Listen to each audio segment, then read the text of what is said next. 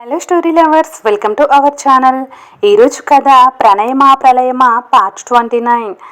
ఈషా అద్వైత గారు మనకు అందించిన ఈ స్టోరీని అద్వైత గారి పర్మిషన్తోనే మీ అందరికీ చదివి వినిపిస్తున్నానండి. Thank you ma'am, thank you so much. చాలా ఇంట్రెస్టింగ్గా ఉంది స్టోరీ అయితే. ఇక స్టోరీలోకి వెళ్తే, అందరికీ హైమ ఇంట్లోంచి వెళ్ళిపోయిందని క్లియర్ అయిపోవటంతో ఇప్పుడు ఆమెను ఎక్కడ వెతకాలో అర్థం కాక అందరూ తలో దిక్కుకు వెళ్తారు. ఫ్రెష్ అయి బయటకు వచ్చిన కౌశల్ స్టెయిర్ కేస్ వద్ద నిలబడి జరిగింది మొత్తం సైలెంట్గా చూస్తాడు. ఒక్కో మెట్టు కౌశల్ కిందకు దిగి వస్తుంటే అతని వైపు చూడలేక పూర్తిగా తలదించేస్తుంది ప్రియాంక. ఆఖరి మెట్టు మీద నిలబడ్డాక, అమ్మా కాఫీ తీసుకొనిరా అని సీరియస్గా చెప్పి వెళ్ళి సోఫాలో కూర్చుంటాడు. కౌశల్, ఇక్కడ జరుగుతున్నదేంటి? నీ ప్రవర్తన ఏంటి?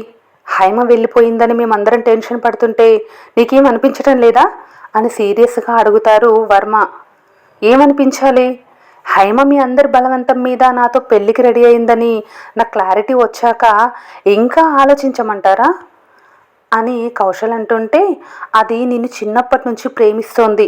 ఎవరో దానికి మాయమాటలు చెప్పి మనసు మార్చేశారని తన అక్కసు వెళ్ళగక్కుతుంది ప్రియాంక. ఎవరని నీ ఉద్దేశం అత్తా అని కౌశల్ అడుగుతుంటే, ఎవరినంటే ఎవరు ఊరుకుంటారు కాబట్టి ఎవరిని అనలేక తన కూతురు వెళ్ళిపోయిందని ఏడవటం మొదలు పెడుతుంది ప్రియాంక. డైలీ తను లేచే టైం అవటంతో మెలకు వచ్చిన సంయుక్త ఏసీ ఆఫ్ చేసేసరికి సన్నగా ఏవేవో సౌండ్స్ కింద నుంచి వినిపిస్తాయి. వెంటనే ఫ్యాన్ కూడా ఆఫ్ చేసేసరికి ఆ మాటలు పెద్దగానే వినిపించటంతో ఫాస్ట్గా డోర్ ఓపెన్ చేసుకొని బయటకు వస్తుంది. ప్రియాంక ఏడవడం, కౌశల్ సీరియస్గా, మిగిలిన వారందరూ గంభీరంగా ఉండేసరికి ఏదో జరిగిందని అర్థమై ఫాస్ట్గా వెళ్ళి జైను నిద్రలేపుతుంది సంయుక్త. ఆ సౌండ్స్కి డౌన్ ఫ్లోర్లోనే ఉన్న రిషి కూడా మేల్కొంటుంది. తమ రూమ్ డోరు ఓపెన్ అవ్వటంతో శ్రీకాంత్ ఫాస్ట్గా వెళ్ళి రిషిని బయటికి తీసుకొస్తాడు. జై, బయట ఏదో జరుగుతోంది, ప్రియాంక ఆంటీ ఏడుస్తున్నారు, అందరూ చాలా సీరియస్గా ఉన్నారని సంయుక్త చెప్పేసరికి ఒక్క ఉదుటున లేచి కూర్చుంటాడు జై. కొంపతీసి హైమ జంప్ అయిపోయిందా అని మనసులో అనుకుంటూ ఫాస్ట్గా కిందకొచ్చిన అతనికి 5 నిమిషాల్లోనే మ్యాటర్ మొత్తం అర్థమవుతుంది. ఓసిన తింగరబుచ్చి, ఎంత పని చేశావే, నాకు చెప్పినా హెల్ప్ చేసేవాడిని కదే, ఇప్పుడు అడ్డంగా ఇరుక్కుపోయావు అని మనసులోనే హైమాని తిట్టుకుంటూ ఆమె ఖచ్చితంగా జస్విక్ దగ్గరికి వెళ్ళి ఉంటుందనుకొని వెంటనే తన రూమ్లోకి వెళ్ళి జస్విక్కి కాల్ చేస్తాడు జై. మంచి నిద్రలో ఉన్న జస్విక్ తన ఫోన్ రింగ్ అవ్వటంతో వెంటనే ఉలిక్కిపడి లేస్తాడు. టైం చూస్తే 5.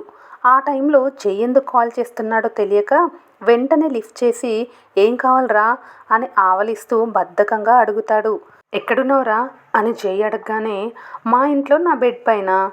అయినా రిటర్న్ జర్నీ అన్నావు, చెన్నై వెళ్ళిపోతున్నా అన్నావు అని జై అడగగానే, వెళ్ళేవాన్నే, కానీ పెళ్ళి ఉండగా సడన్గా వెళ్ళిపోతే అందరికీ డౌట్స్ వస్తాయని మా అమ్మ ఆపేసింది అని జస్విక్ చెప్పగానే, ఆంటీకి నీ లవ్ మ్యాటర్ తెలుసా అని సందేహంగా అడుగుతాడు జై.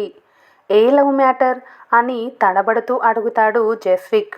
కొట్టానంటే మూతి పళ్ళన్నీ రాలిపోయి మళ్ళీ కట్టించుకోవటానికి కూడా పనికిరావు అని జై అనగానే, రే నువ్వు ఏం మాట్లాడుతున్నావు నాకు అర్థం కావడం లేదురా అని జస్విక్ అనగానే, హైమ ఎక్కడ్రా అని జై అడుగుతుంటే, తను మీ ఇంట్లో ఉంటుంది అని జస్విక్ చెప్తాడు.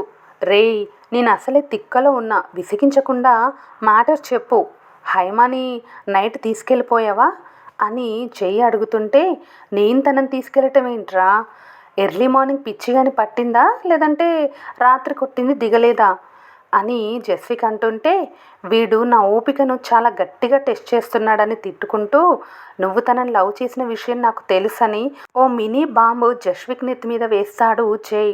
అతనికి తెలిసిందని చెప్పినా దాన్ని ఒప్పుకోవటానికి సిద్ధంగా లేక, ఏం మాట్లాడుతున్నావు నువ్వని దబాయిస్తాడు జస్విక్. ఒప్పుకుంటావా ఇంటికొచ్చి పీకనా అని జై అనగానే, ఇక దాచిన వేస్ట్ అనిపించి, అవునరా లవ్ చేశాను, కానీ తనని నేనెందుకు తీసుకెళ్తాను, అసలు ఈ విషయం నీకెలా తెలిసిందని సందేహంగా అడుగుతాడు జస్విక్. లాస్ట్ టైం నువ్వు మేము తోటలో ఉండగా వచ్చి కలిసావు కదా, ఆ రోజు నీ వాయిస్లోని చేంజ్ని రిషి కనిపెట్టింది. నీకు ప్రాబ్లమ్స్ ఏముంటాయని తేలిగ్గా కొట్టిపడేశాను, కానీ నిన్ను డీప్గా అబ్జర్వ్ చేస్తే మ్యాటర్ క్లియర్ అయిపోయింది. నిన్ను కలిసిన దగ్గర నుంచి హైమ చాలా డిస్టర్బ్డ్గా కనిపించేది. మొన్న కూడా నువ్వు ఇక్కడికి వచ్చినప్పుడు నీ డీప్ ఎమోషనల్ ఫీలింగ్స్ని అబ్జర్వ్ చేశాను. ఆ రోజు హైమాలో కూడా కంగారు కనిపించింది. అప్పుడే అర్థమైంది తను కూడా నిన్ను లవ్ చేస్తోందని. వచ్చి విషయం చెప్తే పెళ్లిలోపు తనని తప్పించి మీ ఇద్దరి పేరు సెట్ చేద్దాం అనుకున్నా.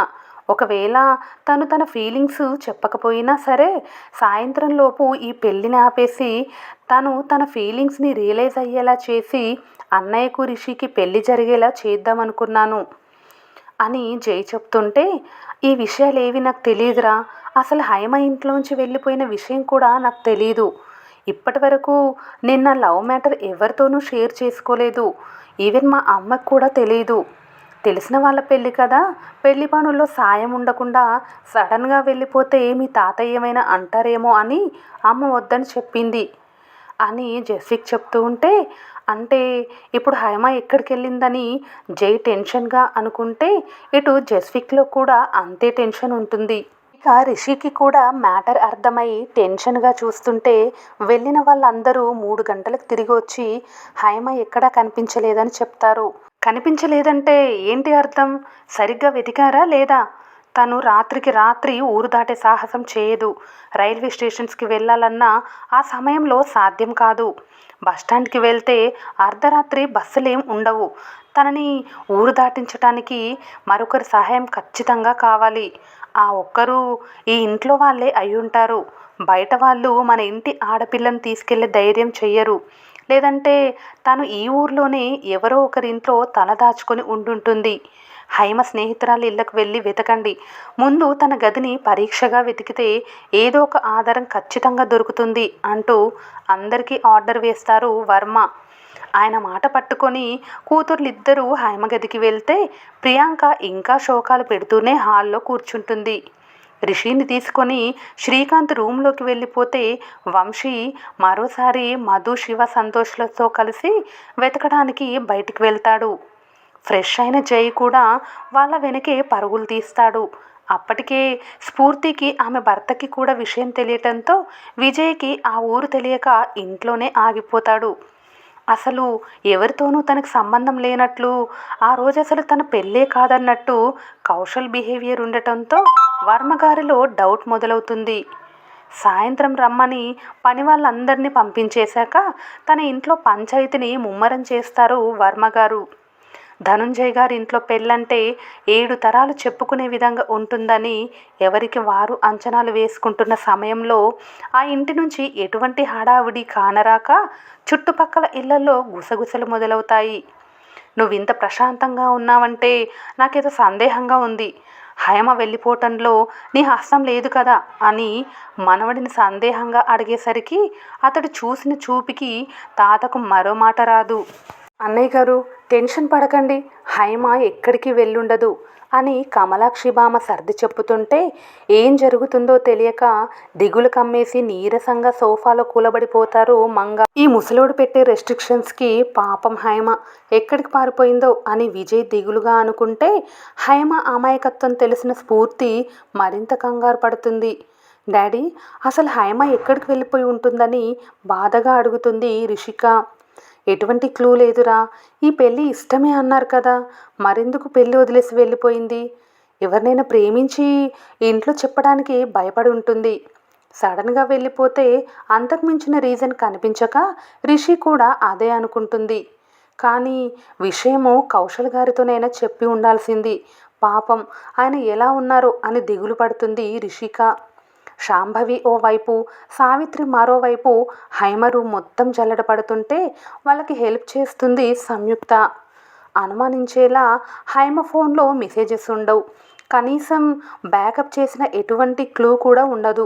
వార్డ్రోబ్లో పెళ్లి నగలు కూడా అలాగే ఉండటంతో కేవలం వంటి మీద ఉన్న బట్టలతోనే ఆమె గడప దాటిందని చెప్తూ అక్కడున్న వస్తువులన్నీ సాక్ష్యంగా నిలుస్తాయి. హైమ కనీసం ఈ పెళ్ళి ఇష్టం లేదని ఒక లెటర్ కూడా పెట్టలేదు. ఏం చెప్పకుండా వెళ్ళిపోయింది. ఎవరైనా కిడ్నాప్ చేశారా? లేదంటే తనకు తానుగా వెళ్ళిపోయిందా అని గాబరాగా అంటుంది సావిత్రి. పెళ్ళి ఇష్టం లేక అయితే కాదు, తనకి కౌశల్ అంటే మొదటి నుంచి ఇష్టమే.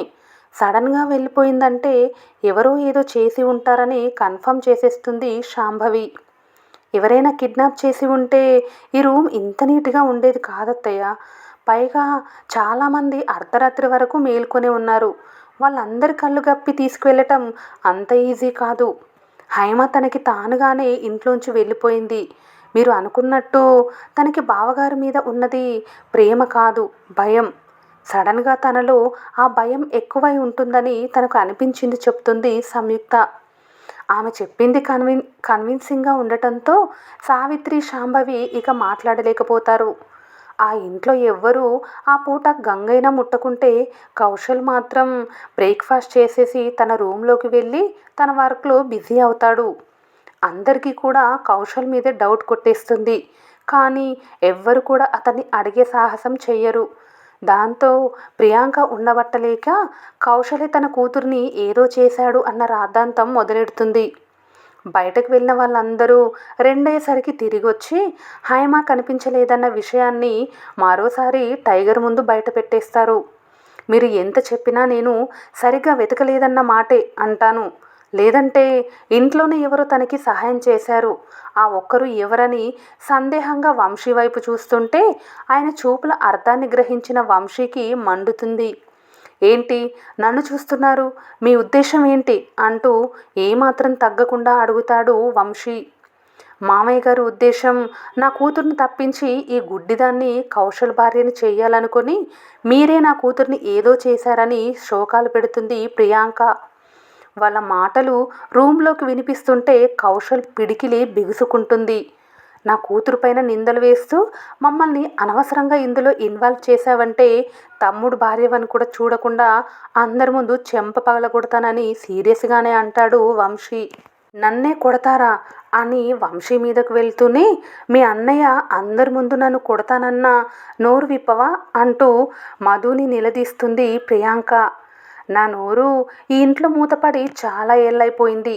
జరిగేది చూడడం తప్ప మాట్లాడడం నాకు రాదని అంటాడు మధు. వంశీ అంటూ వర్మగారు రెట్టించేసరికి ఏంటి వాయిస్ పెద్ద చేస్తున్నారు అని సీరియస్గా అడుగుతాడు వంశీ. మీ తమ్ముడి భార్యతో అలాగేనా ప్రవర్తించేది అని వర్మగారు అంటుంటే టాపిక్ మా మీదకి వస్తే నా కళ్ళ ముందు ఎవరున్నా నేను సహించను. నా కూతుర్ని గుడ్డిదనే రైట్ తనకేముంది? అప్పటికే ఏడుస్తున్న రిషి శ్రీకాంత్ గుండెల్లో ఒదిగిపోతే ఆమె వైపు చూస్తూ ఏ ఒక్కరూ నా కూతురు గురించి మాట తూలినా వాళ్ళ గురించిన వరుసని వెంటనే వదిలేస్తాను. అది ఎవరైనా సరే నా సమాధానం చేత్తోనే ఉంటుందని ఆయన్ని కూడా ఉద్దేశించి అంటాడు వంశీ. మరి నా కూతురు ఏమైనట్టు అని ప్రియాంక రెట్టిస్తున్న సమయంలో లోపలికొస్తుంది హైమ. ఫ్రెండ్స్, ఈరోజు ఈ స్టోరీ పైన మీ విలువైన అభిప్రాయాన్ని కామెంట్ రూపంలో తెలియచేయండి. అలాగే స్టోరీ నచ్చితే ప్లీజ్ మన ఛానల్ని లైక్ చేసి సబ్స్క్రైబ్ చేసుకోండి. Thank you.